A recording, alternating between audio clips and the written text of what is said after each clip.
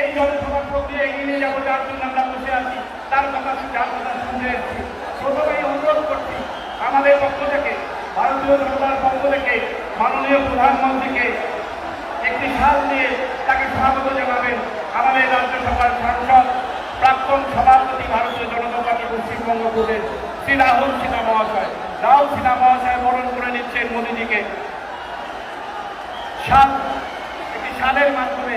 রাহুল সিনহা মহোদয়, জোরে একটু হাততালি হয়ে যাক।